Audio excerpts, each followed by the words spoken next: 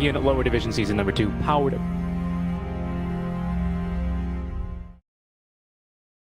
We do want to give you our most gracious thanks. We've got one match today here, Team Empire versus Trident Clan. Pretty big things on the line here, of course, as we know that Hellraisers are going to be one of the 2 promoted teams this season. But it's up to Team Empire to see if they can force tiebreakers with Fantastic 5. And to do that, they need to get a victory here over the Trident Clan. Now, just to give you guys a little bit of insights on both of these teams, we do have our local film archivist and film reviewer. He moonlights as both, Avo Films, here to go ahead and bring you guys a little bit more information. Avo Films, over to you.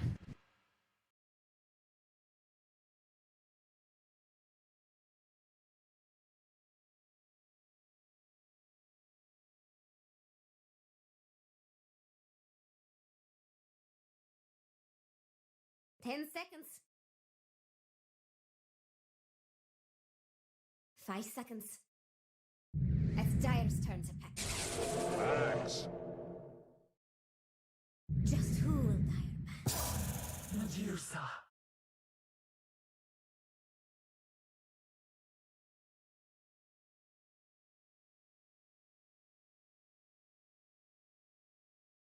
Without further delay. 10 seconds. It's Radiant's turn to ban.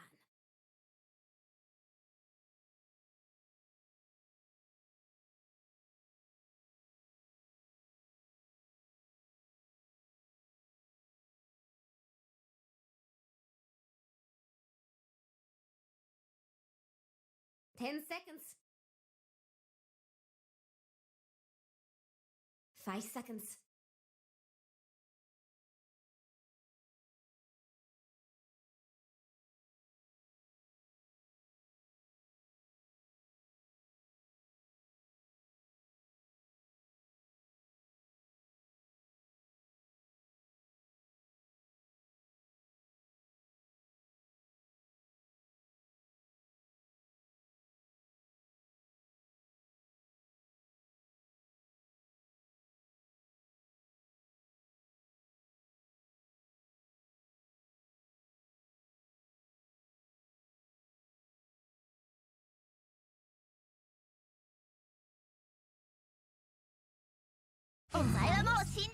Oh, watch out, watch out, watch out! Plan anyway.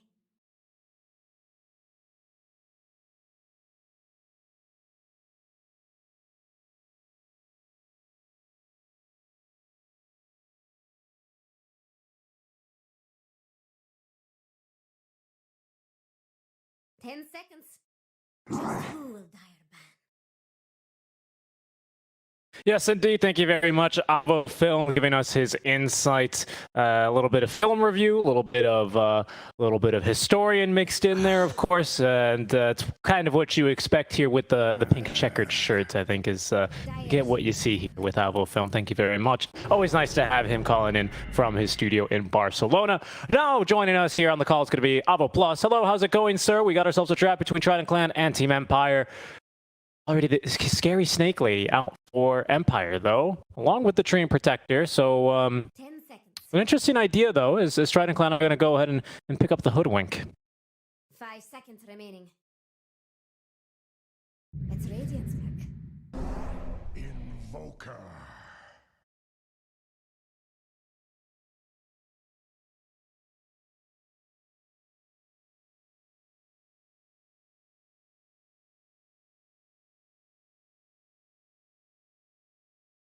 Ten seconds.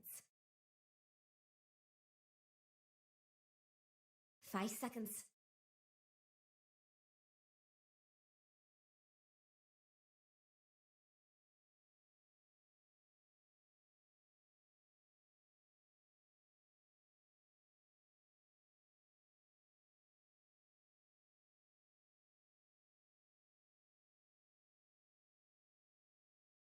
Yeah, this is going to be surprisingly not my first game casting Hoodwink in the professional scene. I've seen it a couple days ago in a different tournament and it was played as a position 4, so I think that's seemingly like the best area it can go in on.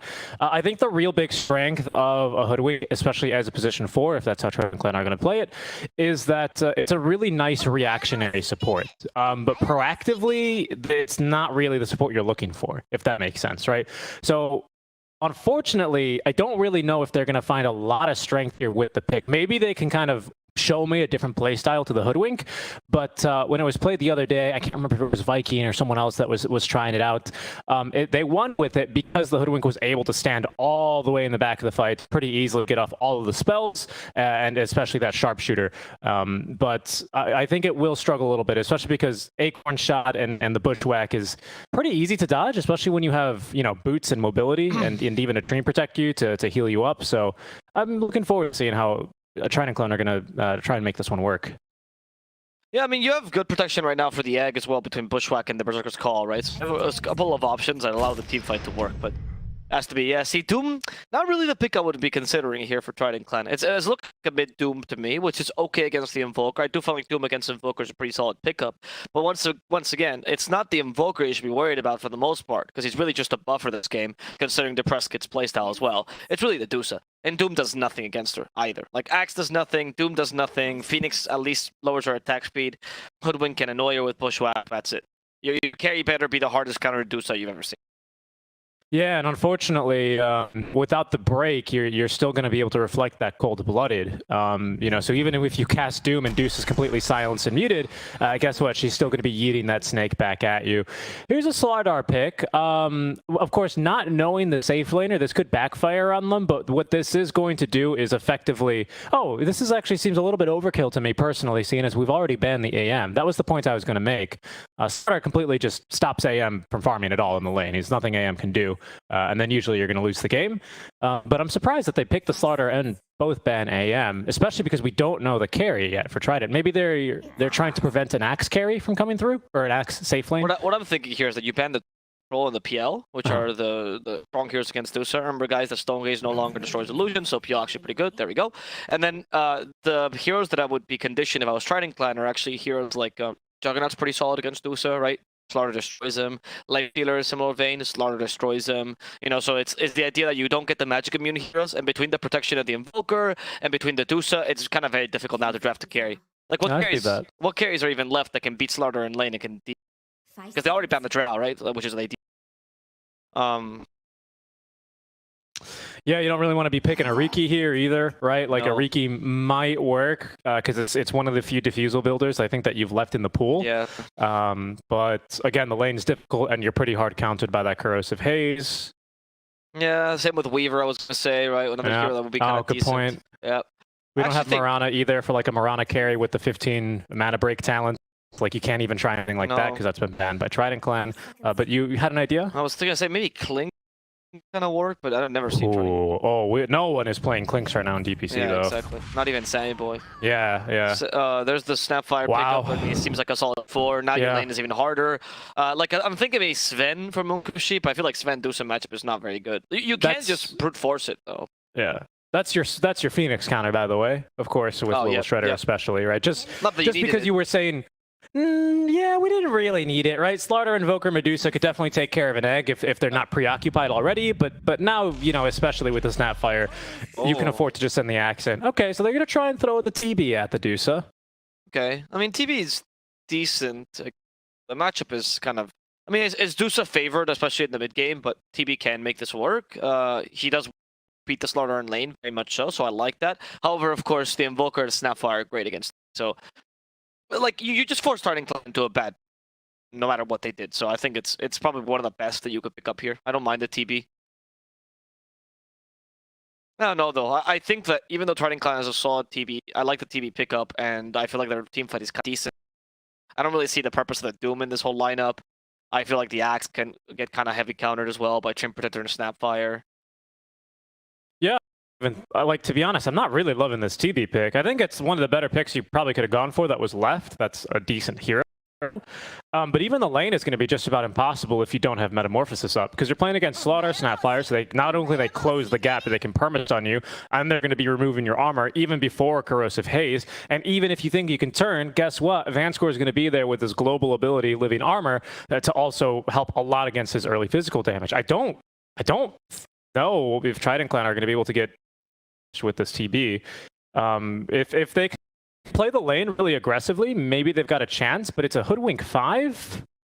Maybe that's what it's going to be. Again, I'm really unsure on my Hoodwink matchups, considering it's the newest hero to the Captain's mode, and people are still just barely starting to pick her. And given that I did say she is a reactive support, I would suppose that, you know, a Snapfire Slaughter are very interested in running at you, so maybe there's a lot of strength here with the Hoodwink that I'm not seeing, and hopefully Antoho gets to show us in the lane. Solid against Slaughter. The Bushwhack kind of cancels him. Actually, against the two-side argue also kind of decent because of the fact that you can just force her into the Bushwhack area. The idea is that you summon the Acorn Shot, you Bushwhack to that tree. If you kind of stopped her like the snap of the Hoodwink. And the thing is, Hoodwink kind of relies on having teammates that can take advantage of her aggressive potential. You know, like teammates that can force kills early. And I would definitely not say that Doom is one of the teammates. Doom is good once he gets level 6, but in the early lanes, he's not there for kills. Neither is the Axe, to be honest, until he gets Blink Dagger.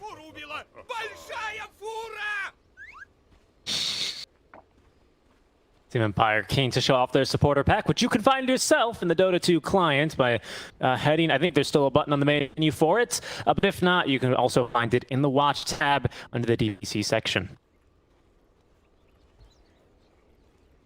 Throughout the eons, I have been known by many names. But my true I'm always name really interested as, like, I wonder if Press Kid, if the name has anything to do with the fact that he also has quote unquote girl name at the back of his name. First things first, Dex. Who's their money on? Okay. Because have you noticed a lot of pro players, they'll like have their name and then they put dot and then like their girlfriend's name? No. No, you don't notice that's very common. And maybe some of the players in Eastern Europe don't do it as often, but it used to be very common. Like in SA, they do it all the time. In Eastern Europe, last season we had a couple people that had the name of their loved one next to it. And then he's making fun of that, like, oh, you look at me, I have a girlfriend too, because the press kid apparently said on stream that, like, it's ridiculous. Like, who cares if you have a girlfriend? Stop bragging about it. He's kind of salty about it. Yeah, it sounds like he is a little salty about it. Yeah, but I was talking to some people, and apparently that's the reason why. Like, to make fun of that. Smiling at might die. He might be in trouble. No, they actually went for Leech Seed level 1. Okay, so Leech Seed level 1 should keep Smiling at alive, but that also makes your lane much weaker. Vanscore is the next target. Soul Leader as the... Well, I don't know, dude. They're Smiling that stayed behind. I don't know why Smiling is regaining some mana, sure, but it's only Mystic Snake. You have no mana shield, so Smiling is just gonna die. And Soul Leader gets the first blood. Really odd play. Any Smiling that wanted to get a TP to come back to lane. I don't know. I mean, you start with one, right? So I guess maybe he's like, whatever. You kids worked pretty hard for that kill. I'll let you have it. I don't know. I don't know if it's... he's not Rasmus, though, is he? Vanscore already back to lane. Leech Seed level 1 is interesting. Normally you tend to go, of course, for that Nature's Grasp. But perhaps he's looking to be able to really just zone out the Phoenix, of course, especially after you see the level 1 Fire Spirits are through. Vanscore as well. Yeah, I mean, it's a bit difficult, though, because you have boots on Phoenix already. So even though... Tree Protect is still pretty fast, though, especially in these trees. Okay, I could see the first point here. I could see the first point.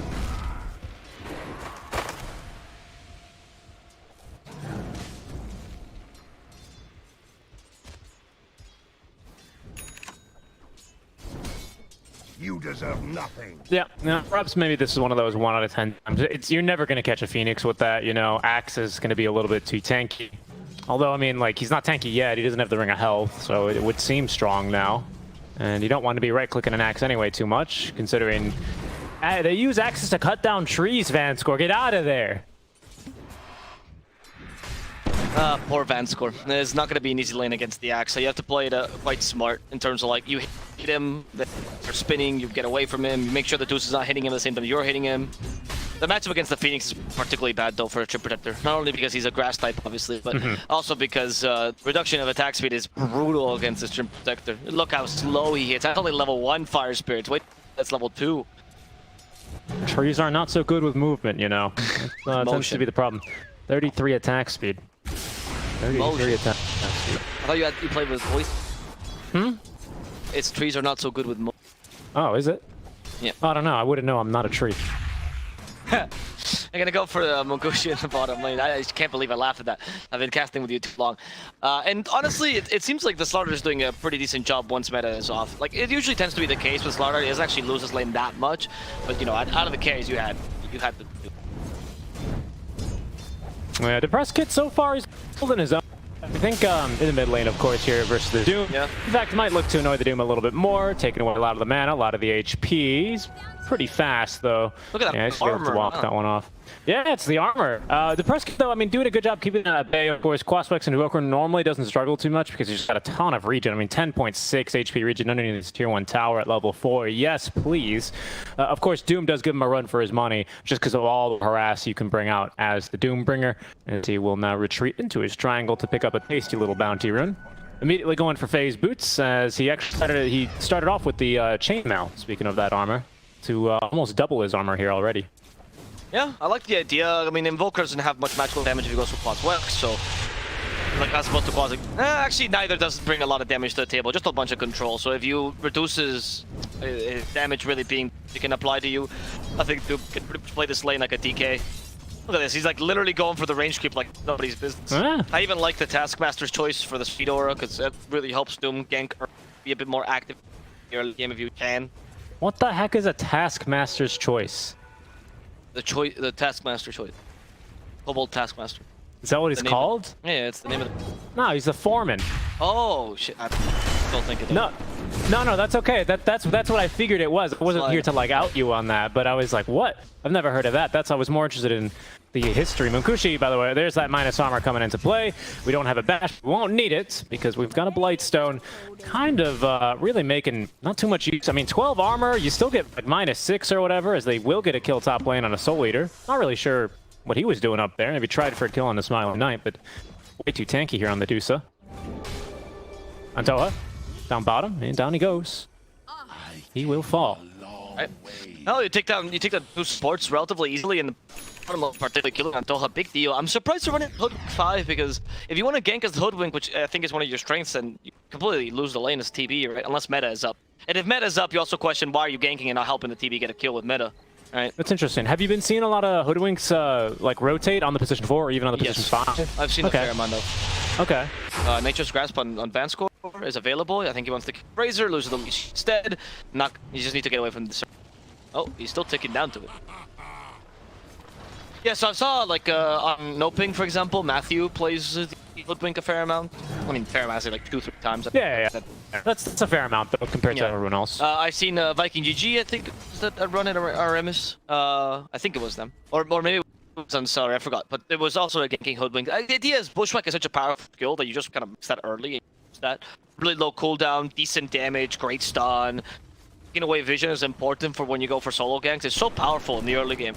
And that's why I feel like Hoodwink here is kind of a drop-off pick. Oh, look, the Bushwhack actually got stopped with a cookie, but Tushara gets the kill. Any forced movement will save you from the Bushwhack if that happens. Pretty big counter. I mean, that does make sense considering what a Bushwhack is, right? If someone is able to move you, you should be able to also untie the little bolos around your feet. Or I guess in this case, your fins if you're Slardar.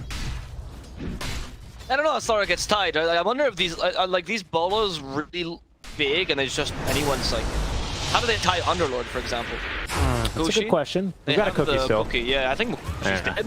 Oh yeah, he's dead. Need the cookie. Petushara comes in, bashes Pikachu. He's out of here. We have a Doom. We do have a Doom, but I don't know if Pikachu... no vision. Like, is this even worth using? Oh, there's no vision. He might Doom Petushar instead. Okay, the Bushwhack. I think Petushar will be dead here. Oh, no, still been crushed. Until we have Acorn Shot? Acorn Shot is going to bounce between them. A bit more damage to Petushar. Not going to be sufficient. That Invoker Ghost Walk cancels them almost altogether. Until has the target. Pikachu again threatened the Doom, but the EMP puts him back. Empire in complete control right now. Okay, the press kid now finds Pikachu. Yeah, there it is. Pikachu's like, come on, dude. Get out of here. But Tushara stays alive throughout the entire thing, and that's what I was really worried about, Avo, right? I called it during the draft. If we don't have meta available, or if you're going to die, or if it's not a great time to use meta, all that armor you have on TB is not going to do him any good, especially now that we are approaching level 6 quite rapidly on our Slardar. I don't know if TB can stay in this lane. Okay, so this is good. They, at least after that really long little skirmish and the retreat, they are able to push. But the Press Kid, I like the play. He's staying down bottom. Will they be able to punish him for it? They will drop the Doom. Seiyu's here with Cookie to get him out of range. Pikachu's now completely out of mana, out of armor as well. Vanscore's made the teleport as well, and it looks like he's going to be A-okay. In fact, Petushara gets level 6 by killing Antoha. Vanscore with the Nature's Grasp trying to slow down Pikachu. As Depressed Kid now can go ahead and cast a couple more spells. Cold Snap into the Tornado, and Pikachu will be dropped. They Finally got urn charges. Look at where Mukushi is. Yep. Are they? They won't know him. They won't know he's here, and he doesn't have TP for another 10 seconds, and that's unfortunately a Metamorphosis wasted.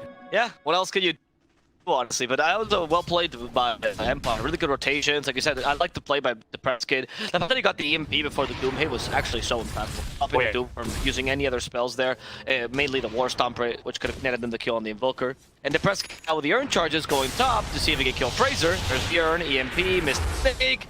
I mean, Fraser's tanking this quite nicely. You don't have enough magical damage to kill him, especially with a Vanguard on. And Pikachu, hello, Depressed Kid. Oh, he missed the stomp. He missed the stomp. He tried to use the utmost efficient stomp, right? By getting him all, just on the edge, right out of vision, but... Bit unlucky. Bushwhack down bottom. I don't, maybe Seiyu? No, he's got Cookie. That's a hard to kill. I don't know. And with this medallion now, all the minus armor, I mean, we could see TB's already been banished. He's going to go now back to whence he came, into the triangle. It's difficult. Petushara even sees Antoha. There's scurry just yet on Antoha. Oh, Petushara. Oh, now he just got the scurry. Literally just got F1. Okay. Petushara was like, sure, I won't kill the squirrel. I'll just kill the tower instead. Tower can't move. Tower can't scurry away. No, that'd be terrifying if it could. Can you imagine? New hero can move towers. You can enchant the towers as enchantress with Ags. Oh, yeah, you can, but you can only take over the enemy towers. Oh, goodness. Pikachu, he's fast. Doesn't have Doom though, so the kill on the Depressed Kid is a little bit just about impossible. Depressed Kid though, with that top play, does lose a little bit of steam here. He's out of the Urn charges, utilizing both of those to try the kill onto the Axe, unsuccessfully of course. So he's going to need to find another kill elsewhere. It's pretty difficult for him to do it alone as well, unless he's able to find Antoha or maybe the Phoenix. Phoenix not without Urn probably, but everyone else you do need a +1 for here on our Invoker without these charges, so pretty big loss for him. But he's going to continue to farm here in the mid lane, actually going for the Midas, then into the Vessel, so he's going to be looking to transition. You've got great Aghanim Scepter here, combos of course on the Invoker with a nice little Cataclysm into the Overgrowth. Exactly, right? Or Overgrowth. You can even get it off Slither and Crush, especially the starter goes with a very popular shard build. Like it's true. It's quite easy to execute your team fight in Empire. I would say Trident Clan also has a relatively easy team fight with Supernova just cover with Berserker's Call or Bushwhack or whatever. Especially now that Supernova destroys. Yeah. Because they reduced the range on it. Right? They did by 50, radius by 50, so it's a pretty big change. I was going to get absolutely murdered down bottom. Depressed Kid refilling the Urn. Nicely done. So just trying to soak some experience here. Would really like to get level 6 because that could be a huge enabler here. We can see that we've got a lot of damage over time right now on the side of Trident Clan, but we're actually pretty lacking in nuke damage until Axe does get his Blink Dagger online and maybe the Shard. Until then, we do great in these long fights, especially with our TB. Our Hoodwink is the only burst hero top lane. Mortimer's Kiss is used with the Overgrowth on top of that. Who needs Cataclysm? I have another fire spell for you. That'd be those Mortimer's Kisses extinguishing Fraser, who might consider a Hood this game as well. Like Van Hood would be a mid. Yeah, it's the Dusa. There's no Stone Gaze anyway, but at least pretty sure it canceled their TP. Yeah, I think something that is done for here. No, it did not cancel his TP, but it was just standing there, hoping to keep pushing the tower. I mean, they doomed them just to prevent the Sinister Gaze, which of course is not available for Dusa, but hey, take what you can. That Stone Gaze, of course, being very powerful. It'd be a little bit scary if she did stand into the Lich and pulled them towards her. No, what I meant is they go and try to attack, right, and she just gets Stone Gaze off. And even if you use the Doom, right? If you don't use the Doom immediately, try to like and everything. Then if you don't know where the points have been, which Medusa is difficult to know, she's gone for like 2 points, plus shot or 3. Like That's so hard to read based on the damage. Yeah, exactly. Mystic Snake, of course, always going to be max first, but you never really know when she does go and put back that first point into the Stone Gaze. It was just a quick little correction, as you did call it, the Sinister Gaze. Sorry, Stone Gaze. Oh, I understand. Thank you. No, that's all it was. That's all it was. You were right though. Your logic is complete. Petushar with the blink already finished. The pushback though now into the sharpshooter. That's a decent amount of damage, but not enough actually. He's just too damn tanky. DePrescott now with the vessel already completed is going to look to try and finish off on Toha. That tornado is going to not connect. He should be away. There is now a supernova though. Petushar with the secondary blink will find Frazier. Petushar is going to lose his life here to Pikachu as the supernova sun explodes, refreshing Phoenix's ability. Soul Eater then looking to force out the second overgrowth, which is not going to cancel the channeled Sunray. Pikachu though might find himself in a bit of trouble. We still have that second earned vessel charge rather from DePrescott. All the minus armor for him. He will fall. It's going to allow at least Frazier to, or sorry, a Soul Eater to TP away, but a quite heavy cost there as you lose your off laner and your mid laner in exchange for a support in an off lane. Soul Shredder plus the hazes in him. Snapfire's doing so much. And medallion, right? Let's too. Yeah. But like he doesn't have too much effort. Like he hasn't even. Oh, Antoha. That was a bad turn. Yeah, he was. Antoha is still stuck in the cold. That's the benefit. I think if you hit him with Tornado, he dies there. That's the benefit of playing these really annoying tree running heroes, right? They don't always retreat like most other heroes would. You know, he can just run right into trees. Yeah, they exactly. quite literally scurry into the. Oh yeah. But this is all kind of stemming now from Trident's Clan inability to actually capture this tier 1 down bottom when they wanted to, because it looks like they have made a couple plays for this top tier 1 tower, but because Team Empire have already had such an advantage down bottom, they don't really need to commit anyone down bottom anymore, so they kind of just afford to continue defending their top tier 1 tower, as now with this smoke play, they went through the triangle, didn't find anyone. TP is going to snip that one out and leave, but Petushara does find himself. The Doombringer kisses raining down, and he goes the break there from Antoha to try and stop the bashes from coming through. He's going to try and TP away, but the Tornado's going to catch the poor little squirrel. Sunstrike out from the bash. It's a Sunstrike level 1, but still was useful for the kill, which will eventually go on over to Fanscore. Well done, Antoha. He will fall here as Trident Clan. Getting two nice little kills, particularly the one on the Doom, very important. But the more space you make out the Deuce, the better, because she will activate a bit sooner than Terrorblade with the Aghanim build, and that's usually where you tend to fight, where Empire should have a stronger team fight, and I think team will picking. Because if you go for the BKB this game to prevent the magical damage that Empire has, they can still bash you, they can Stone Gaze you. It's not like a catch-all in this game. But if you go for the Manta style, then they're gonna just Mortimer's kisses you to death. Dire don't look too scared of Radiant. Yeah, it's not a great game here for it, is it? It's at least you get rid of Corrosive Haze and maybe the Medallion debuff, right? I think that's going to be the biggest thing, is making sure you can at least have armor. And that's, of course, only guaranteed up until we hit level 25 on Slardar.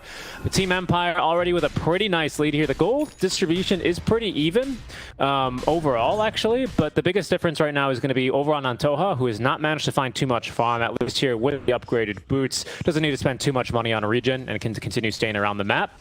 It seems like they're sending him as kind of the dedicated, not really split pusher. I don't want to really split push us 15 minutes into the game, but he's out here trying to get some deep wards and making a little bit of space here for the rest of the team, and tanking quite a few deaths here as he's contributing to 5 towards that 13 deaths that's Team Empire have managed to claim.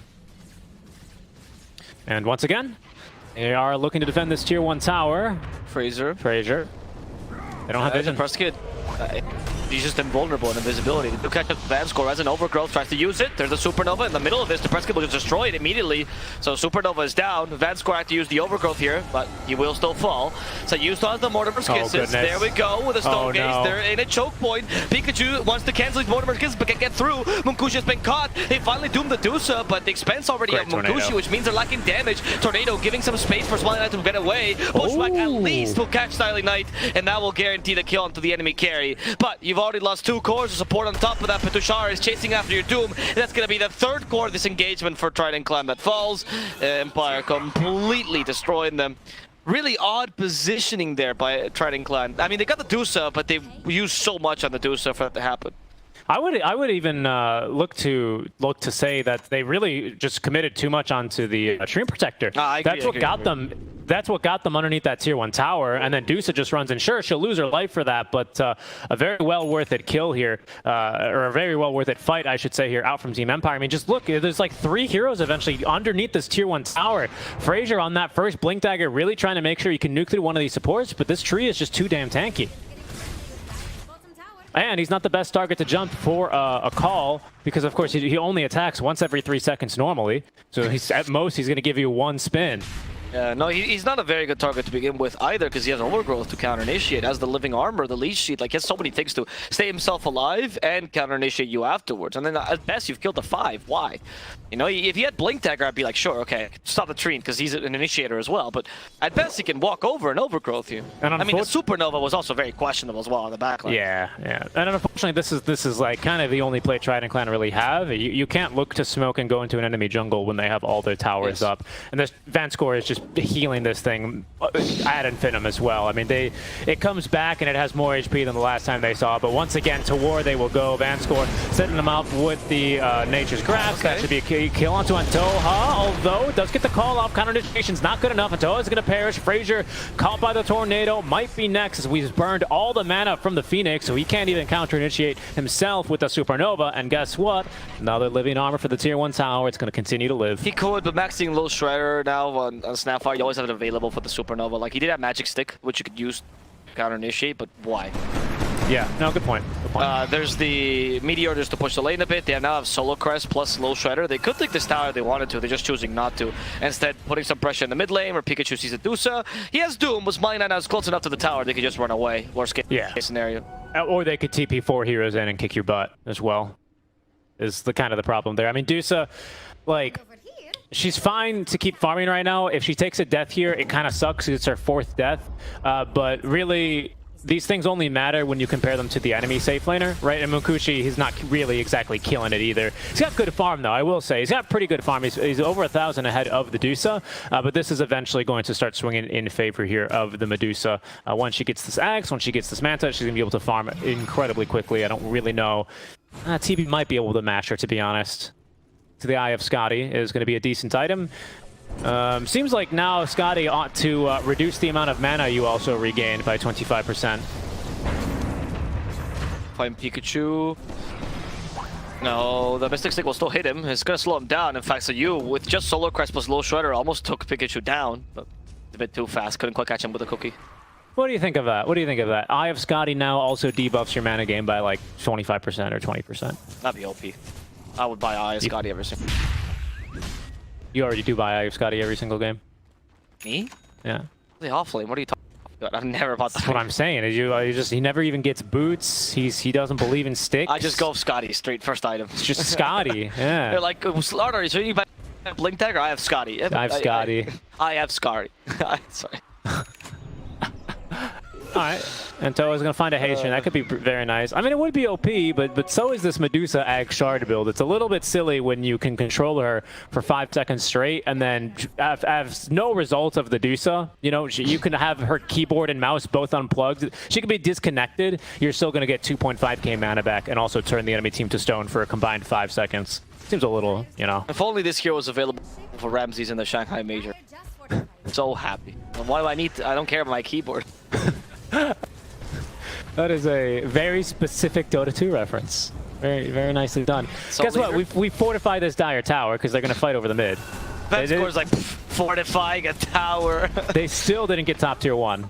They can't even heal it, says Vanscore. He literally is watching this team, and they do the deuce. They have to help him out. They go now straight egg, canceling Mortimer's kiss at least, but Pikachu's also. He's going to fall. Smiling Knight gets up with a cookie. In comes Fraser just to be stopped by Petushara. He's going to die as well. Scoring the high ground. The illusions didn't have enough damage to kill him. And Petushara still wanted to initiate onto Munkushi. The stun strike is not going to hit. Now that it's needed. It was actually because the Thunder was available. But Munkushi still turned to stone. And he's going to die. In exchange for Petushara at least. But last hero should be Antoha. Do they have what it takes to kill him? They have yes, they do. It's called the Aghanim Scepter. Yeah. Very balanced ability on the At least Medusa. they took top tower. They did take top tower in the middle of that fight. They had to use, of course, the living armor to keep Vanscore alive, but unfortunately the siege wagon does get to work there. I don't know what it is. Ice Frog, he's very kind to his amphibian kind, isn't he? Medusa very strong right now. Petushara is absolutely killing it. Not really thanks to Ice Frog. Pretty chaotic fight, but a good one out from Empire. Able to still keep it together there. It's Medusa amphibian. She's a reptile, right? Yeah, I know she's a Naga, but like. Oh, but she's cold-blooded, so I guess she is a reptile. Reptiles are cold-blooded, but yeah. so are amphibians. That's not helping your case either or. Well, what are you, a ornithologist? No, that's for birds. I'm a zoologist.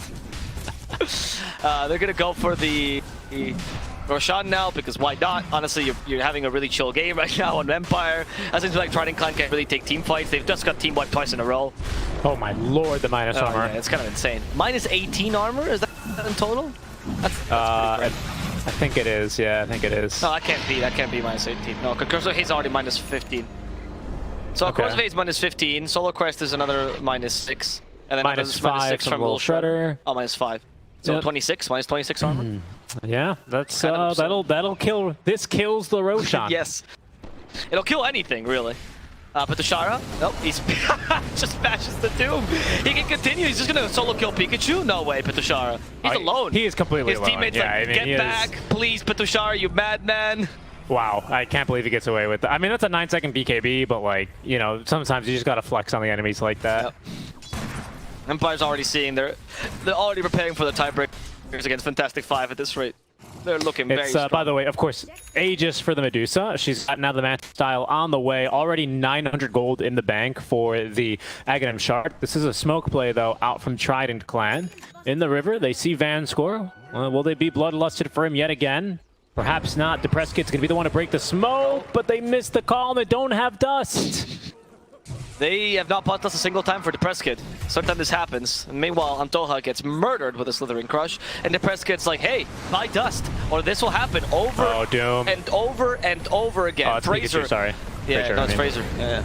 He's just going to fall to Deafening Blast plus Spirit Vessel, taking him down. Depressed Kid regains his charges, and he has now 5 charges available. Yes, indeed, he does. He's also going for the triple meatball. I think more for the cooldown, but hey, you know, we never know. If you get 3 meatballs out in one fight, that's actually Into nice. the Smiley Knight. overgrowth. Yeah, true. Smiley Knight is just sitting here, by the way. He's just been A-clicking the tower the entire time. Not really needed for any of these fights. Did help for the kill onto Antoha, but now he should have Shard on the way, or is he just going to wait for second Roshan? I think that's what all the ballers do, usually. If you're playing a Medusa, and you just wait for second Rosh to get it for free and be ultra efficient. But, I mean, honestly, I see no reason to just buy it right now. Now he's going to buy the Saudi first. Okay. Sure. Antoha. The Bushwhack. I don't know what that was. I thought a Bushwhack was to catch Zeus or something, just to clear the creep wave, apparently. That's the best thing you can do. Yeah, I do it know was he's actually there with the scan. Petushara has a Blink Dagger. Ooh, just barely. I believe that was, I don't know, maybe it was like it was definitely at least the Acorn shot. No, it was to the Acorn close shot creep wave. Bushwhack, Yeah. but he didn't hit the Smiling Knight. I could tell though that he was just trying to counter, or to split, push the lane rather. Yeah, cut the wave. Yeah, Yeah, shove clear the lane. wave. Yeah, there we go. Pikachu is farming in the enemy jungle. He's actually doing a pretty interesting strat where he's making sure that even if they do come back to farm, he was standing here to block the camp and he's going to clear these two, maybe get this one, and then TP on back. He can't defend the tier 2 tower anyway, so at best he can just remove a lot of farm out from under the enemies.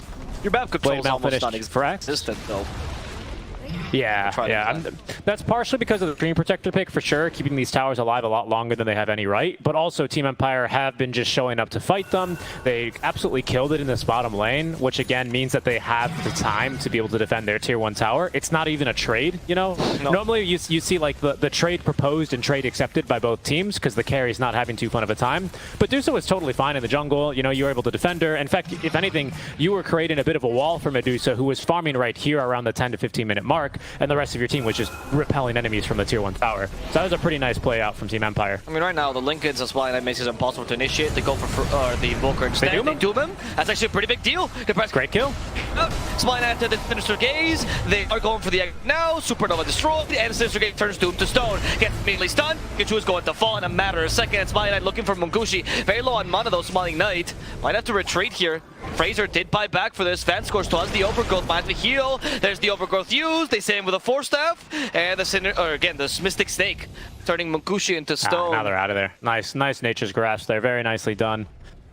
Yeah, the Mystic Snake there, and of course, that Stone Gaze is very sinister when it's used here in the hands of Smiling Knight. It's very potent for him, as really he's using it just really aggressively this game. I've only seen him, I don't think I've seen one defensive uses of the Stone Gaze yet this game.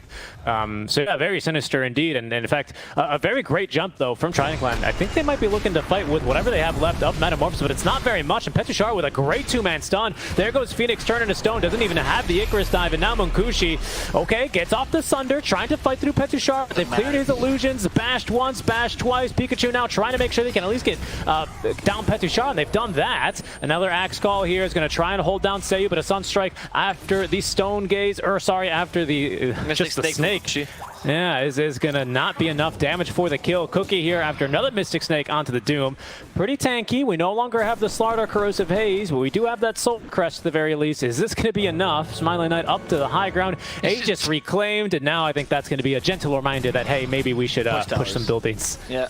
I mean, the Thunder did save him. Kill Petushar yet again. Second time this happens, but the push you have is pretty solid still. Now that everyone's back, you know you're forced to call buybacks earlier, so you can continue to put pressure here without overcommitting. Triple meatball, going for Sapphire. Okay, Berserker's called. Again, catching the Invoker, but the Cookie is there to save him as well. Fraser might have gone a bit too far in. We have Stone Gaze still available for Smiling Knight. He has been broken, though. And Smiling Knight gets bushwhacked. Still alive. He's got Scotty now. Yeah, he's unkillable, I'm pretty sure. He just got Scotty delivered. Available. You don't want to fight this Dusa anymore. You need to have all the ultis up. You need like a Doom on her. You need like a Supernova right on top of her. You need Axe controlling her. You need TV laning the damage. And you need Sharpshooter to kill this Dusa. It's doable. It's doable still. This game's not completely over. We've got still pretty strong team fight from Team Trident Clan. And they would definitely showed it off there in that last engagement. Says I'm just cutting it here. Great jump onto the Invoker. Great target acquisition. I really have to commend Trident Clan for that. I'm not really even sure how Fraser even saw him in there.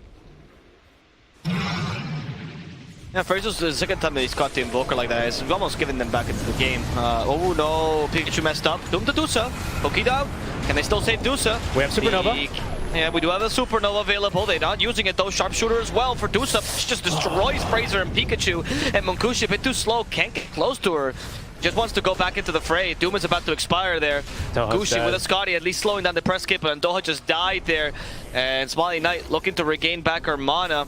What's going to be the tactic? Apparently it's Munkushi. There's the Mystic Snake hitting. The Cookie as well. They're slowing him down. He still has Sunder trying to keep him at bay. Sunder quite good range, but he's been perma-stunned by the Cold Snap as the Tornado hits the board. Phoenix still no Supernova. Stopped in mid-flight there. We got it. Soul Leaders finally forced to use the Supernova, but it's a freebie here for Empire as they'll take down a lane of Rax, perhaps two here. GG. Scrambled eggs, solo anyone? GG. This is not a solo GG. I mean, they got through the mid lane of Barracks. I don't know what you're talking about. 16k net worth lead with a Medusa. Yeah, this one is over. The writing's on the wall. Team Empire were not backing down from that high ground push, especially after the Supernova came out. Doom was going to be on cooldown for another 2 minutes. I mean, very rough. That last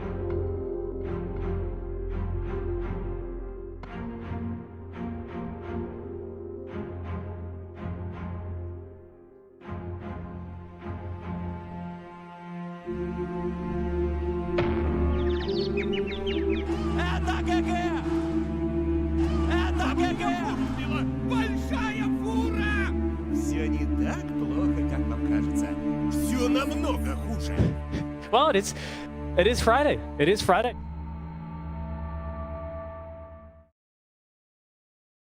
Yeah, if only we had Avo Oracle and he could have told you that just by reading the cards. But we do have some casters here. Brother. Both, yeah, so we're very, very talented family, multifaceted. We do have ourselves a draft now, so we can go ahead and throw it on over to our two casters, which are just us.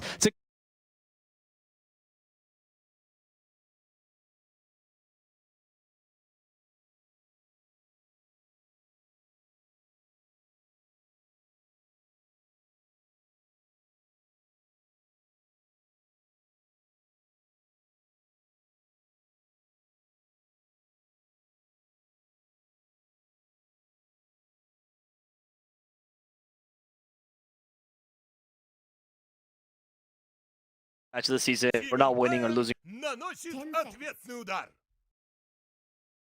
I love these voices. 5 seconds.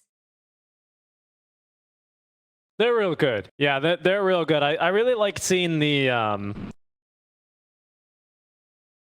Oh, come on, he was so spoiled. Oh my god.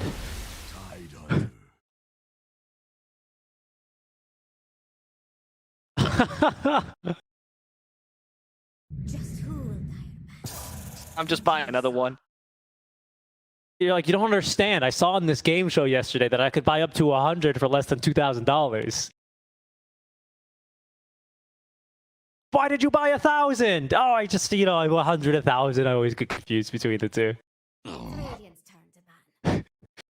All right, so Team Empire pretty content to go back to the same exact draft. They even picked the Dusa into the Tide Hunter, which is a pretty difficult lane for Tide, especially because with the Nature's Grasp, he just doesn't move whatsoever in this lane. Dusa just right-clicks him from a distance. Probably going to see a pretty early point in the Kraken Shell just for that damage mitigation, and he'll try and still just kind of get farm, but he's not going to bring any threat to the Medusa whatsoever. It's Radiant's turn. I mean, we saw it last patch when Tide wasn't as he was a much more dominant laner, that Tides could beat the two aggressive 4, like a Lina, for example, and I think it still works. Like if you pick up Lina, Dark Willow, whatever, I think you still beat build. Trident does help your lane out a lot, so yeah, it's not quite there, but I don't think it's completely impossible for Empire to be able to succeed. Sorry, for Trident Clan to be able to 5 succeed. seconds. I hope they run a Hoodwink for the time, because if your lane goes well, great, you're canceling Dusa, and Hoodwink is pretty good against Stream Protector, and if your lane does not succeed, then Hoodwink can just leave, Tyner can just recover with Eggshell. Yeah, I think probably their best Just who? bet is to try and either lane something like a 4 that just kind of wants to get experience and then roam away from the lane and just leave Tidehunter alone, or you can go like ultra aggressive. But the thing is, you're going to need to have some movement or some really high range on your position 4 hero. So like an Earth Spirit, a Tusk, a Lina maybe comes to mind. Lina good actually, because for the most part, even support Linas are now going for a couple extra more points in the Dragon Slave before actually maxing the LSA, and of course that value point in the Fiery Soul. So I could see that for sure, but I think with a Tree Protector and the Dusa, especially with the Tide being the core there in that lane, I think you're pretty well isolated from most threats on the side of Team Empire. So they can be pretty confident with that bottom lane. It's Dire's turn to pick. What else are we going to see? Invoker, this time for Pikachu. I like it. Quaswex Invoker, good counter initiation. Can't use the Invoker strat for Empire, kind of a block pick to one of the press kids, if not his best here, honestly. So I like it. I think it's looking better because Invoker and Tide both can Radiant's turn to join in early ganks. Invoker's much more of a ganker, Tide much more of an answer, right? You push a tower, you TP Tide there, if it's Ravage available, you count initiate. And Hoodwink works much better with you. So I like this draft much more. I think it's solid. The Void Spirit, of course, for Empire is going to be one of other Depressed Kids' best heroes, and it's okay against the Invoker, especially Quaswex. I think he can hold, even win the lane. 5 seconds. Yeah, the control does tend to be a little bit of an issue for the Void Spirit in these team fights, but usually even between like the Cold Snap procs and whatever, so long as you're not completely neutered by that EMP, you can at least create a bit of distance between yourself and the Invoker, and usually that's good enough to at least not get killed. So that's a benefit here for the Void Spirit. Could flash farm the waves, push him in, go back farm side camps, get his items up, and he's going to be looking to play this one quite aggressively. Always nice as well to have the Void Spirit versus the Tide Hunter. I think it's one of the better mid laners that offers some pretty good control and answers to Tide, because if you go for Ags, usually the resonant pulses, silences are not enough to trigger Kraken Shell, and neither is your damage from the Yule Scepter into an Aether Remnant combo, both of which hold Tidehunter down for quite a long time. Yeah, the only issue with Void Spirit against Tide, though, is that you do have a bunch of area damage, right? So even if your single target, like one of your abilities doesn't trigger it, when you're trying to fight the team fight, inadvertently you might just hit Tide by accident. It happens so often because your movement ability is also linked to the AoE damage. So that's a good point. Normally I would say that's not too big of a deal because you can just tell your team, hey, just be a little careful around the Tide. But you don't really have that luxury this game. Marana can't control the Starstorm. Void Spirit. Yeah, Dusa can't control, of course, Mystic Snake and can't control multi-shots. Small degree. For the most part, if Dusa wants to do damage in the fights, she's going to do damage. And Chain Protector as well with a lot of AoE damage. So yeah, that might be a concern. That might be a concern. I would argue that Nyx is also a good counter to these ideas, right? Because Spike Carp is great against AoE damage, you can't really control, and particularly against Void Spirit, I feel like hardest counter. Of course, this game it got picked against the Dusa because Mana Burn, but I do like this Nyx pick. I actually think Trident Clan is drafting appropriately this game. This is a much better draft. It's not going to be a free game for Trident for Fire for sure. They are try-harding, as someone said in the chat. Do you imagine accusing pros of trying hard? You know, like yeah, but it was like a compliment, though. It was like meant in a good sense, at least. Master Yoda was. Oh, okay. I thought it was like, could you imagine like getting a Twitter DM from one of your fans and it says, "Wow, you try hard." Like, I cannot believe you picked another Medusa carry. I could play that carry. Why don't you play Fun Heroes? Why don't you play my rookie carry? I have a great ET build, ET carry build. You'll love it. It's not try hard at all. Yeah. I hate that term in general. I think it's so stupid. Dota's a competitive game. Even if you try hard in your pause, I think it's okay. 10 seconds. That's what the game is made for. Fine. If you don't want to try hard, go play Overwatch.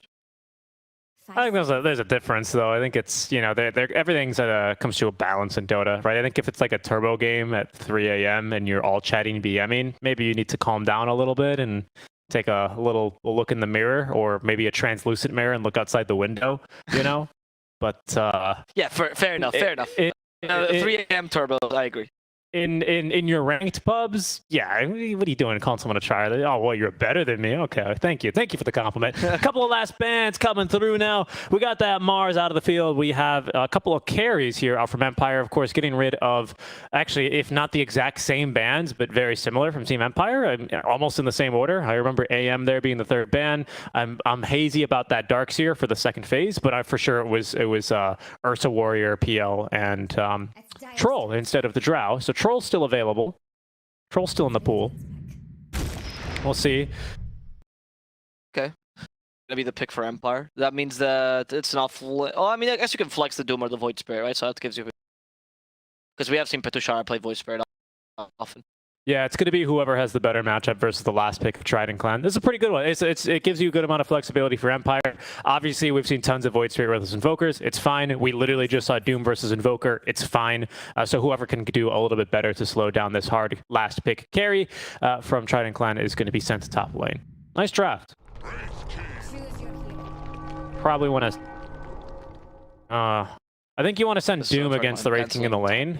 Obviously, you don't want to Doom him ever, but the lane is a little bit better. So they're going to put the Press Kid mid lane on the Void Spirit. Doom can tank those skeletons a little bit better, and he'll be able to get some more damage in, of course, with the Infernal Blade. This is a good draft, though, from Trident Clan. I really like what they propose here. Wraith King into the Dusa can be a little bit weak, but I think with the skeletons, giving a lot of really bad targets for that Mystic Snake to bounce to, might be kind of game-losing here for Smiling Knight.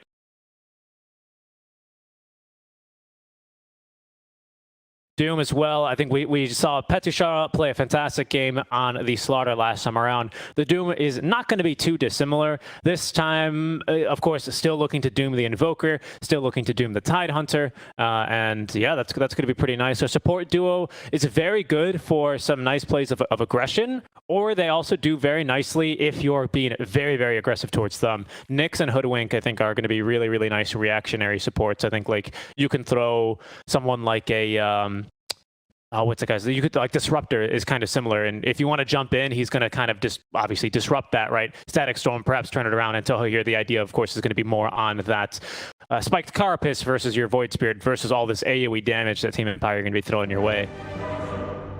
Yeah, I see what you mean. They're reactionary or counter initiators, so just call them. I agree. I think that right now, It's looking a bit like I still like the draft a bit more by Empire. I feel like the Wraith King once again is not the best carry you could have in this situation. You have plenty of control of the Wraith King. Yes, it stops the Doom, mind you, but Dusa can. And hell, I don't think the carry should have been someone that can get. Like, it doesn't really matter if the carry can get countered by Doom here. Exo and Invoker for Pikachu, by the way. Yeah, so I don't think the carry is someone that needs to be countered by Doom because, or the matter if it gets countered by Doom because Doom on Tide and Doom on Invoker are so valuable already, right? Like, I guess if you end up going for a 4 protective 1, but already Exort Invoker means no, that's not going to happen. And even then, the Doom just completely cancels one of your supporting picks. I thought you should have picked a better carry for the core-to-core match. It's not really the case. Wraith King versus Dusa is kind of Dusa fit, especially with the Axe build.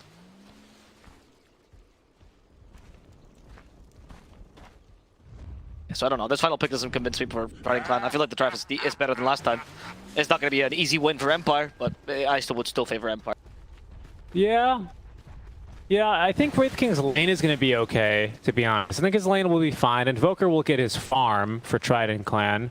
So here they go. Vanscore is going to see a lot of heroes run around the trees and still continuing to run around the trees. Oh no, we've got the tree hero though. Vanscore in trouble. Level 1 Sunstrike is going to be enough to help them secure the kill. Smiling Knight though first onto Munkushi. So it's actually Trident Clan, or sorry, Team Empire who strike first. Fraser going the wrong way is going to be killed, making it a 2-for-1. 2 kills already for Smiling Knight. Yeah. Well done here, Empire. Smiling Knight starting with the first blood as well. Like, this is a really good start for them. With Tushara nearby, we don't have Scorched Earth any longer, so you just want to hit the arrow, but he's going to get hit by the Impale instead. And the Bushwhack with a Sunstrike, that's going to work. So you still alive though, as the Fairy Fire wants to survive. That's when you need to use it. There's the arrow, completely missing. Way off the mark. I don't know. I don't know about that arrow. He was trying to put the rune there, but he's like, oh wait, rune spawned 14 seconds ago. Yeah, that's also like the kind of arrow you throw if you really want to get into their mind and you're like, oh, you know, I'm going to throw the arrow assuming you're going to make the most obvious juke, but everyone else just ran in a straight line. Yeah, just avoided it completely. Yeah, they didn't panic in the air. So, in the end, the top lane starting with Smiling Knight getting a fair amount of farm early. 2 kills. Got an advantage. Yeah, 2 kills. Makes the Tide matchup much harder, because usually Tide is strong in this matchup in the first early levels with Gush being so powerful. Now I feel like you are not powerful, especially with Nature's Grasp here. Yeah, and this is what I was concerned with, right? That was my concern out from the get-go. Soul Eater and Fraser actually are both cutting down all these trees to try and limit this impact, but trees now respawn after 3 minutes instead of 5, so it's not going to be as good as a strategy anymore, unfortunately. Yep. The Beyond Doha here in trouble. We have an arrow potentially by Sayu. Can he hit it? Not even close. Doha finds his way in the trees, and yet again, the arrows are not hitting today, but Fraser is struggling against an arrow that can't miss, which is Dusa's auto attack, constantly harassing him here. Yeah, I think for the most part, Sayu, he's throwing these out like they're Earth Spikes for the most part, but arrow is a little bit different, right? It has a longer travel time, yes. Because he is great on these Lion Earth Spikes. Like, he's godlike on them for sure. I always really am quick to commend him for his Lion games, but so far, I'm not really impressed on the Miranda, but he's got so much time to turn it around. He's got so much time to turn it around, of course. Plus, he could just, like, you know, follow me on Twitter, and then I'll be like, yeah, he's great. He's not going to. He's not going to. I wouldn't follow you on Twitter. You don't follow me on Twitter, actually. I actually do. Remember, he pulls Executive Ken to our office. Oh, yeah. You don't follow John on Twitter. That's right. That's why you have 500 followers. They were going to fire him. I was going to get fired. I almost risked it as well. It was almost worth it. I made a big stink about it, but he called my bluff. Mystic Snake used by Smiling Knight here to bring in some mana. I'm going to get the level 2 Mystic Snake, and that's going to make the lane impossible. Why? Why did he spike Carapace there? I'm not sure. Just to reflect the 1 auto attack. You got 4 armor and 4.5 HP regen under your tower. It's efficiency. You might as well use it. So much mana though. 40 mana on Nyx. Nice. What was that Impale? Antoha's now in trouble. Oh, I love how Pitushara went for the utmost damage bill with the envenomed weapon. Level 1. You want to feel true Doom's power. Unfortunately, of course, it's just the first creep you could find there. But yeah, it's not amazing to have, is it? Especially because it doesn't give you a slow. 35% HP reduction though, regen reduction. I didn't know that, to be honest. I didn't know that. It's kind of decent. I didn't know that was a thing. It's decent for the early levels. It's not too bad. Obviously, it's not bad. It's not bad at all, to be honest. Particularly, it's good because it kills creep camps really fast. Yeah. It doesn't give you a slow, by the way. No. Yeah, that's what I thought it was crap. But this is the first time you actually really read the ability, right? parry. Yeah, normally I go, oh god, it's this one. I have to, double Like stack the if easy you're playing camp. Doom, guys, if you're playing Doom, you just take this like against Morphling. Woof, GG. Morphling can't fight you. Not a bad idea. Not a bad idea. Or you can just doom him, right? Or you can just doom him. Morphling, or get War Stomp and stop him. Like, don't actually pick this creep. It's just a meme. The camp is really good though at dealing with creeps. That's the only thing that's good about that camp. The best camp at dealing with creep. If you get that one in the ghost camp, you can double stack that. Oof, and you get like 2 pulls off that. Easy. So good. Fool assassins. Plus, of course, the range ones are always easiest to pull anyway. That thing is so stupid though. I thought that they think null to fool. Why? Just so, because null apparently is copyrighted by Blizzard. By who? A Blizzard. But what's that? I've never heard of them before. It's a weather thing. Okay. I haven't seen a Blizzard in a long time. Bottom? Shot him and fail. I mean, Heat doesn't care. Hit him with the envenom weapon. Look at that damage. 2 damage per tick. Use your magic stick now. I dare you. Actually, you don't want to use a magic. That's a pretty big reduction. It's, I mean, 35% is pretty crazy. That's more than you get on Scotty. No, they're gonna catch Possessed Kid. No, it's not percentage waste. Fraser? There he goes. Okay, Fraser dies. Oh, really? It's not, okay. That's Scotty 40. Oh, is it? Pretty sure. Tushara trying to catch after Andoha. They're gonna get the kill. Monkushi still trying to murder Tushara. He can't deal with the envenom weapon though. Look at him. He's slowly taking it down. He's dying. Oh, look at it. It's 10 seconds. He's a true king. He's dying poisoned. That's 20 damage over 10 seconds. Okay, guys? It removes his healing. Oh my goodness. It's just, I don't know what the arrow was. They just hit a creep there. These arrows today are not the name of the game. But it's fine because your lane is going so well. It's 3k lead right now for Empire. Holy only moly. 4 kills. Yeah, it's this destruction overall. Top lane obviously going their way. Bottom lane very much going their way. Mid lane honestly going their way too, which shouldn't be happening. I was expecting at least Exort Invoker to be able to deal with the Void Spirit, but not the case. Movement mid. Sayu gonna throw the arrow. It's gonna connect onto the Invoker. There it is. Great setup here with the Aether Remnant, and he is going to be stunned to death. The Forge Spirit's unable to do much of anything at all. Looks like he just put down that Observer Ward as well, so he could see his death coming, but couldn't do anything about it. Very unfortunate. So Depressed Kid, if you're a bad player and you want to play the Mirana combo, you pick Kunkka, right? But Depressed Kid goes for the Aether Remnant, the true skill shot here to showcase the power of the arrow. And that's the first arrow, so you actually gets to hit this game. I believe that is correct. Onto a hero. Yes, onto a hero. He's hit a bunch of creeps though. Yeah. Yeah. Soul Eater coming with double damage, realizing base damage for the squirrel is awful. Can't really do much. And also when you rotate mid and you show yourself, the Empire knows top lane is free, right? So Tripita just starts playing aggressive. They deny the tide. We need some stacks and Ancients or something to recover the tide in the mid game. Otherwise, he's gonna fall behind, very much so. And if Tide falls behind, the issue is not so much that Tide can't do anything. It's just that it's easier to kill. And Pitushara in the bottom lane. Here, he's trying to make a path through the trees. I think he'll find it with a Quelling Blade. Yeah, Pitushara will be fine. So, the issue with the Tide is that if you deny him completely, you're gonna doom the Invoker instead. And then, you really have no heroes in the team. Yeah, Ravage isn't going to do anything but delay your death by 2.5 seconds or however long the duration is. But they can just burst you, level. right? That's the problem. Like, if you don't go Van Hood in this game on the Tide, they can just burst you and Doom is not needed for you. And then Doom is safe for the Invoker, and then you completely... And then all they have to do is kill the Wraith King somehow. And so it's a problem. It really is a problem.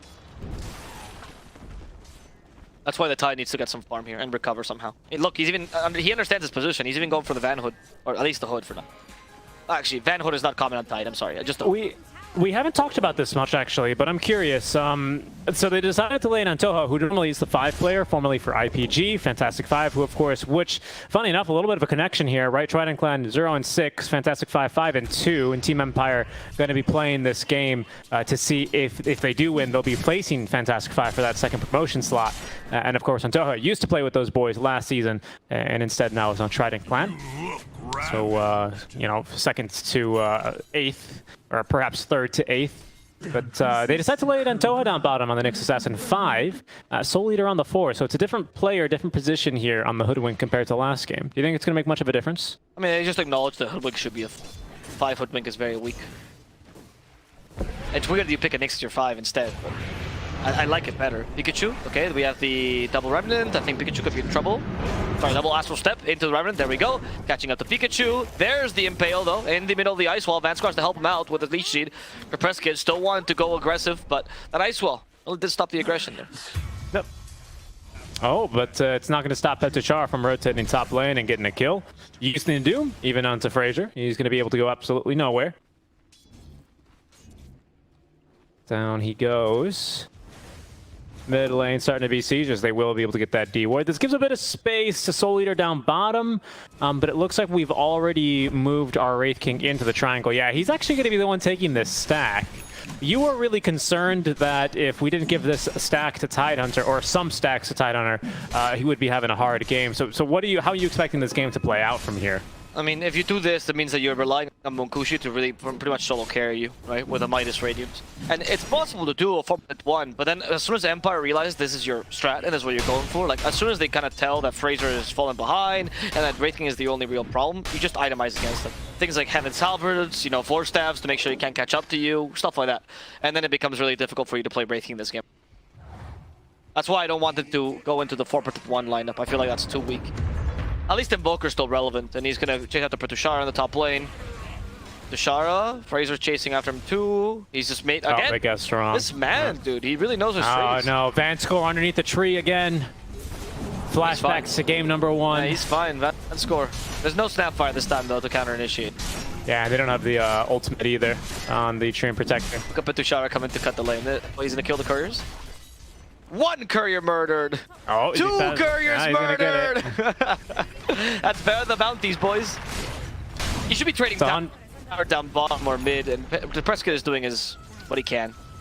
Accomplish this. Do Radiant want their middle tower to fall? Fraser is just going to go ahead and devour another delicious creep. It's a Hellbear Smasher. It's already got drums. Should have another item on the way. Is that already a Blink Dagger? No, it's not. He's going for a different build here. Medallion of Courage into BKB. Surprised about the medallion, actually. I would say that this game, honestly, Mirana is a great solo crest buyer. Hell, Yeah, even Trident can go for it. For now, they're letting Seiyu build up a mechanism, as they're going to be very eager to have Soul Eater back down, or just walk down bottom, and try and defend this tier 1 tower. With the wagon on it, though, and now a Fortify, I don't really know if there's much Soul Eater can do about this. He needs to drag the creep away out from the tower so that the wagon will be deleted by the tier 1. But he's not doing that yet, choosing to instead CS under tower. This is going to cost his tower a couple of 100 HP. In the mid lane, though, they're also pushing here for Trident Clan. We have Doom ready to go again, and actually Overgrowth. Hey, the Overgrowth wants the Pikachu. And they doomed him. There's the Meteor to get him out. No, they doomed the Forge Spirit. Oh, they no, doomed the Forge Spirit. Did he eat it, though? No, That's the important part. He didn't eat it. He didn't hide his shape. Pikachu, though, might just still die here. Spine Carpus actually stopping the Prescott. Then the Bushwhack, they're actually charging the Sharpshooter instead. The Prescott is the target. But no, the Bushwhack, or the Sharpshooter, sorry, will hit Petuchara instead. The Prescott, for now, will get away. Munkushi started the reincarnation. They know they can't force this any further, so they're going to retreat once that Ether Remnant catches up to Munkushi. Yeah, that was very unfortunate there. Should have eaten the Forge Spirit. That was the big mistake. We definitely should have eaten the Forge Spirit. Unfortunately, I didn't quite catch that one on the replays, so we can't see it. But you'll just have to believe me. You did indeed doom a Forge Spirit. Not how you wanted that fight to go. But at least the Forge Spirit died. We got it, boys! Forge Spirit can't use any of his abilities. First, use the Ravage there, and they could turn this into a kill, but again, the arrow. I see you. Well, okay, in that instance, he was expecting the Aether Remnant to hit, so you know he arrowed the Aether Remnant path, and that's what you should be doing as a support Mirana. So mistakes that you made, right? Arrowing, trust teammates, right? I guess if you want to throw him up to that one. Yeah, I think that's a little unfair. No, don't trust your teammate. That's like the #1 mistake in Dota. Don't trust your teammates here, Seiyu. Oh, Could have killed a Soul Eater. There's the arrow. He's waiting for it. Yeah, if he finds it. That's the thing. He's got to watch him actually hit this blind arrow like a god. That was close, it's so difficult. It's so difficult. It's easy. Soul Eater's just immediately to the trees like a real squirrel, man. I'm just trying to give you an arrow. Soul Eater was just getting farmed for the winter. His cheeks are full of gold. He's a random hunter chasing after him. Quite literally, yeah. It's the anime, you know. I tell you what, if that was Marcy, she would have hit that arrow. Yeah. But Seiyu, well, she just punched the squirrel to the tree. Well, no. Marcy famously, she catches a squirrel once. They see Antoha here, by the way. Antoha? They did. Yeah, Spike Carpus is. Doha gets the Impale off. They're actually still fighting in the backlines. They got up to Petushara. There's no Doom available, but the Overgrowth will be used here. Petushara with the War Stomp, keeping Munkushi at bay. Sinister has also been used, but nobody's looking at Adusa. He's a bit too ugly. Instead, going for the first life on the Wraith King. Here comes Doha looking for the Ravage. Can he find it? No, it's just a single man Impale. Not going to be too good. Munkushi instead the target. The Preskin has been stunned. Hit him with a sharpshooter as well. Munkushi avoids the Ether Remnant, but has taken the long route back home. He's being body blocked. No stun actually hitting him, but it doesn't really matter because the damage was there to finish him off. Now, the Preskin looking for the final kill on Doha, and he will also find it as 3 kills go in the way of Empire. Yeah, good fight for Team Empire. And the best part about it is we still have Doom ready to be used. So if he sees a Forge Spirit, you know what's happening. No, there's 2 of them now. You have to buy a refresher for both the Forge Spirits. It's true. You gotta refresh the shard. I'm doing another Forge Spirit.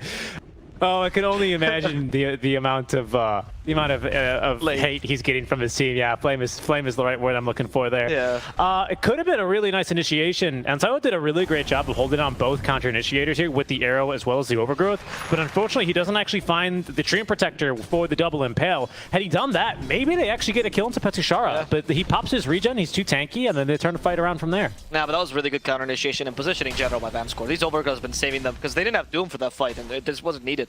Yeah, it comes back like halfway through the fight.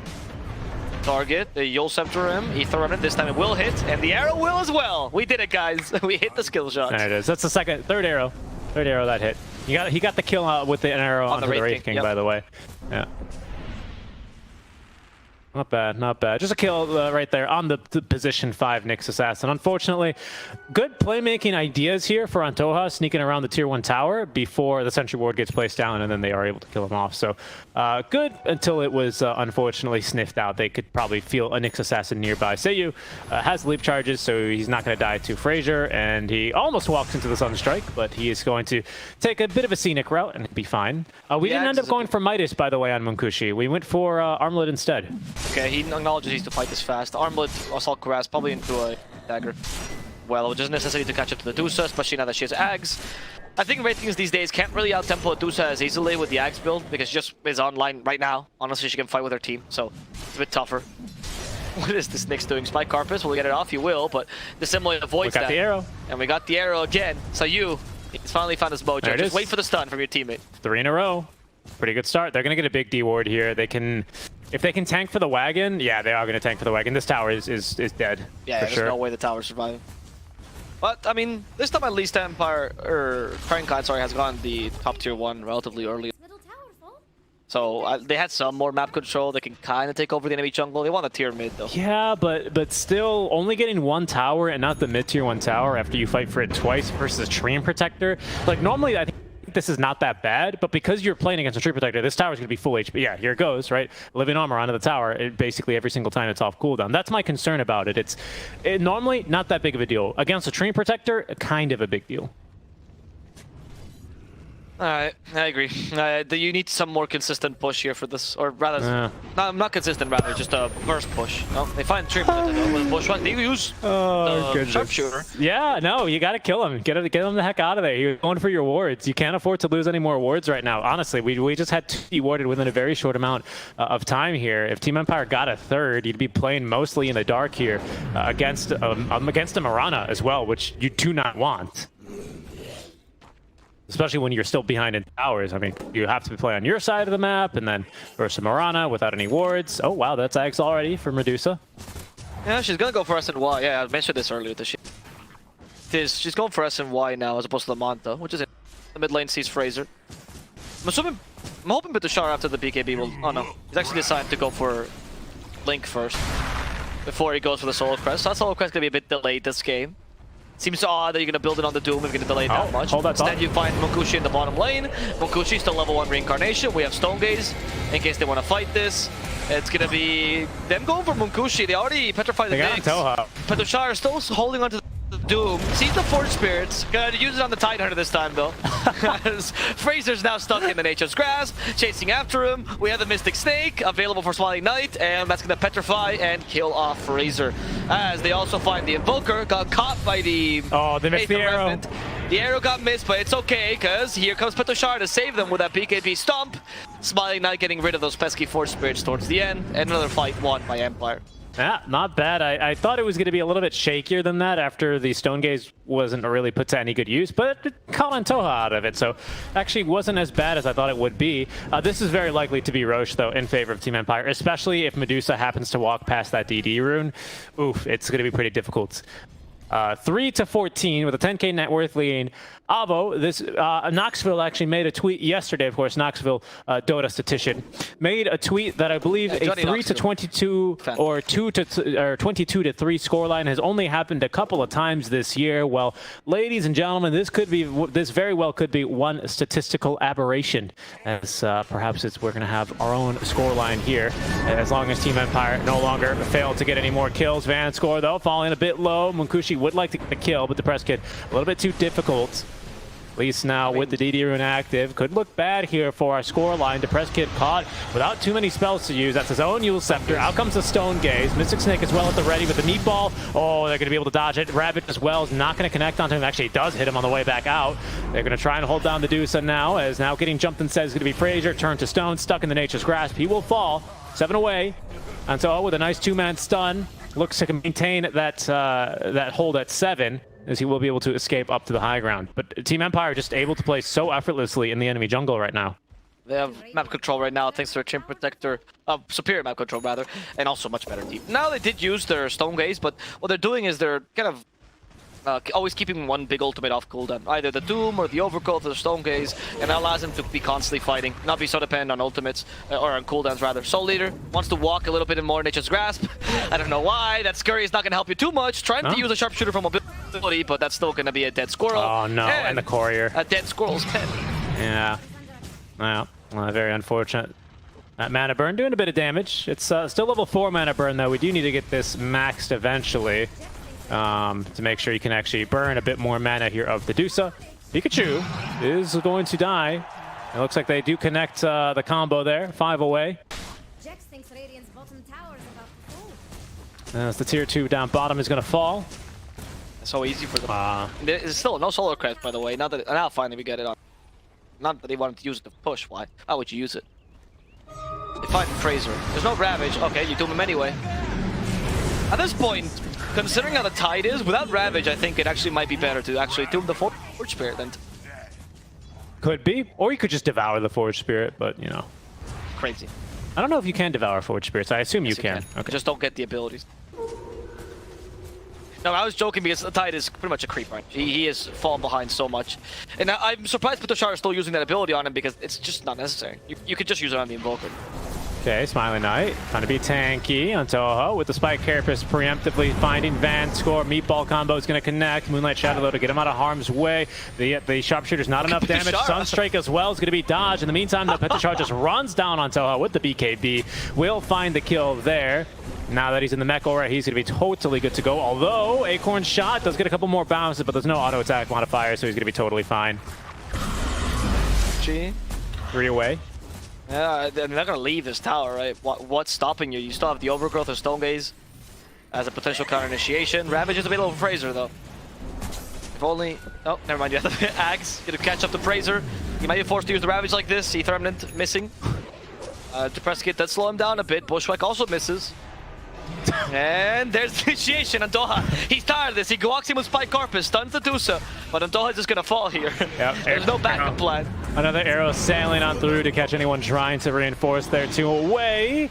Prescott with the Aether Remnant. This one is actually going to catch Soul Eater, but we don't have arrow already. Munkushi coming back. Doesn't have Radiance, of course. Going for the AC first. Nearly has enough for the rest, but they're going to try for the Medusa. There's the buyback. The Ravage catching 2. Everything out from the Invoker as well. Medusa still getting off the ultimate. She's broken, but still fighting through it. And actually, Stone Gaze is really starting to turn this fight. There goes Soul Eater, and it looks like Munkushi, he's going to lose his first life here. Frazier trying to get back in the fight, but he's going to go down. There's the scoreline, folks, as another big Mystic Snake is going to catch Munkushi immediately after respawning. They're going to call it. It's going to be tiebreakers as Fantastic 5 have to face Destiny versus Team Spirits on Sunday.